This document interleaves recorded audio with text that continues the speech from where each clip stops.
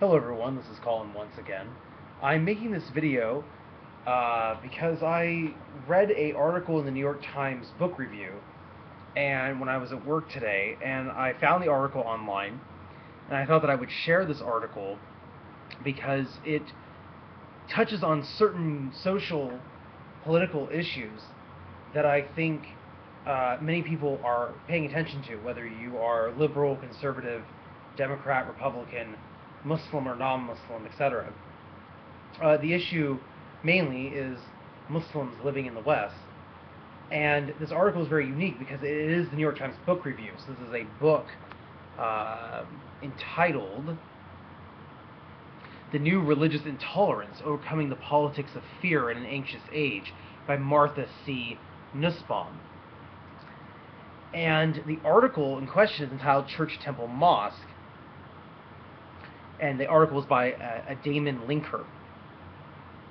And I'd like to read the article because I think that it's something that is a good place to have a conversation, perhaps, and to discuss some of the implications of this article with regards to Muslims immigrating to Western countries and the reaction that non-Muslim citizens are having. It also compares and contrasts the attitude between people living in the United States and people living in, let's say, Great Britain, for an example, in France. So I'll begin reading the article. Mitt Romney's stump speech during the Republican primaries was filled with appeals to his party's conservative base, but none consistently inspired more heartfelt cheers than his promise to, quote, stop the days of apologizing for success at home and never again apologize for America abroad, end quote. The statement speaks to the widely held suspicion on the right that liberals in general, and Barack Obama in particular, prefer other forms of democracy, especially those that prevail in Europe, to the American way of life. Martha C. Nussbaum's new book could serve as Exhibit A in liberalism's defense against this charge. The author of 17 previous books on a wide range of topics from classical Greek philosophy and tragic drama to modern law, literature, and ethics, Nussbaum is one of America's leading liberal thinkers. In The New Religious Intolerance, she turns her attention to the rise of anti-religious and specifically anti-Muslim zealotry since the terrorist attacks of September 11, 2001.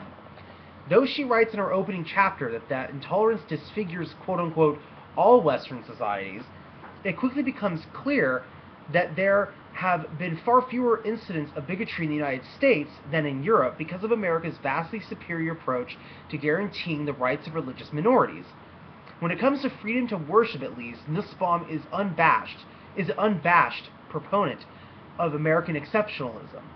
Not that she would want to put it that way, convinced that even-handedness is both a moral and an intellectual virtue. Nussbaum begins by citing anti-Muslim incidents on both sides of the Atlantic. In the United States, there have been efforts to proscribe the use of Sharia law in wills, marriages, and other civil contracts, as well as dozens of examples of mosques facing vandalisms or public protests. In Europe, meanwhile, France and Belgium passed laws prohibiting Muslim women from wearing the burqa in public at the same time that 57% of voters in a Swiss referendum supported a ban on building minarets outside mosques. Then there was the Norwegian fanatic Anders Behring Breivik, who said that he was motivated to kill 77 people in two attacks in July 2011 out of a desire to fight the supposed Islamization of Europe. As Nussbaum notes, the American and European developments differ in important ways. Above all, she writes, nothing in the United States, quote, even remotely approaches the nationwide and regional bans on Islamic dress in Europe or the nationwide Swiss minaret referendum, end quote, let alone an anti-Islamic massacre. In Nussbaum's view, the difference in severity stems from divergent views of national identity. Whereas European nations tend to, quote, conceive of nationhood and national belonging in ethno-religious and cultural linguistic terms, end quote, the United States associates citizenship with the affirmation of an ideal of freedom that explicitly precludes the precludes the persecution of religious minorities. She suggests that Europe migrate to a, quote, more inclusive and political definition of national belonging, in which land, ethnicity, and religion would be less important than shared political ideals, end quote. In other words, Europe should become more like America. The core of the book explores three preconditions of securing religious liberty for minorities. and in all of them, the United States does a much better job than Europe.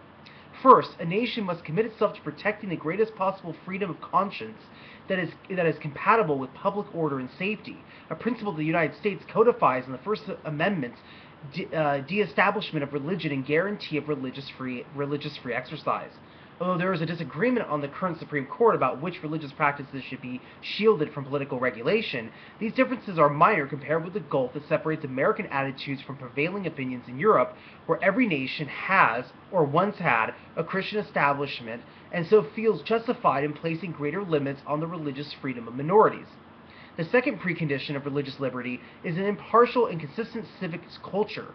On this measure, Europe fares especially badly, as Nussbaum demonstrates by methodically exposing the double standards and bias at play in the arguments for banning the burqa. Finally, there is a need for, quote, sympathetic imagination, end quote, on the part of citizens. Here the United States has long taken the lead, cultivating respect for religious differences since the 17th century when Roger Williams founded Rhode Island, the, quote, first colony anywhere in the world, it seems, in which genuine religious liberty obtained which genuine religious liberty obtained for all, end quote. Nussbaum is particularly impressed with Williams' respectful treatment of the Narragansett Indians, whose language and culture he struggled to understand at a time when most of the colonists thought of them as beasts or devils. Nussbaum doesn't claim America always lives up to its principles. One chapter sorts through the contention surrounding the proposal to build a Muslim cultural center, including a mosque, a few blocks from Ground Zero in Lower Manhattan. The right-wing blogger Pamela Geller started a campaign opposing the center on the ground that, quote, its existence would be a triumphant statement by Muslims, end quote, as Nussbaum puts it. Meanwhile, many others express old-fashioned American tolerance. In Nussbaum's telling, Mayor Michael Bloomberg distinguished himself during the debate, as did a stripper working in the neighborhood under the name Cassandra, whose opinion about the center serves as one of two epitomes for the book. Quote, I don't know what the big deal is, it's freedom of religion, you know, end quote. It's a nice line, but it raises the question about precisely why and for whom Nussbaum has written her book. At times she seems to hold that democratic decency depends on politics being conducted like a graduate seminar, with citizens poring over texts by Immanuel Kant, Gotthold Ephraim, Lessing, and George Eliot. But then most Americans, even Cassandra the stripper, appear to end up very closely to Nussbaum's position with very little thinking at all. Apparently the only Americans who really need to read, ponder, and be persuaded by Nussbaum's book are those like Pamela Geller, who are exceedingly unlikely ever to open it. In Europe, those obviously a much greater need for her message of tolerance. Yet one always wonders whether Nussbaum could have used a bit more sympathetic imagination in analyzing European anxieties about Muslim minorities. Yes, Anders Behring Breivik deserves to be condemned in the strongest terms, but so does Mohammed Buhari, the Muslim extremist who shot and stabbed the Dutch filmmaker Theo van Gogh to death in 2004, and the Muslim terrorist who killed nearly 250 and injured 10 times as many in the Madrid and London bombings of 2004 and 2005, and Mohammed Mira, who just this past March executed a rabbi and 3 children at a Jewish school in Toulouse, France. Here we see an additional way in which America is exceptional. Its Muslim minority is considerably smaller and less radicalized by Islamic ideology than those living in many European countries, making tolerance considerably easier to practice. Roger Williams' peaceful interactions with the Narragansett were possible only because his open-minded curiosity was reciprocated. Nussbaum is right to insist that Europe's democratic governments owe Muslim minorities tolerance and respect, and to hold up the United States as a model of how to fulfill this obligation. But her book could have used a more clearly presented and strongly worded statement of what, in return, these minorities owe to democracy. And that's the end of the article. So I read this article not because I agree 100% with everything that was said in the article. I haven't even read the book, and nor do I expect anybody watching this video to watch this and go, well, of course. But I found that it's a very interesting topic, and for someone like myself who studies psychology and is very interested in social psychology, I find that this article asks a lot of questions and raises a lot of interesting points about our current socio-political situations that occur in both Europe and the United States. So this is mainly just food for thought. So thank you everyone for watching, and peace be with you all. And for all my Muslim subscribers, Ramadan Mubarak. I hope your fasting is going well so far. Assalamu alaikum rahmatullahi wa barakatuh. And the peace and blessings of Almighty God be with you all.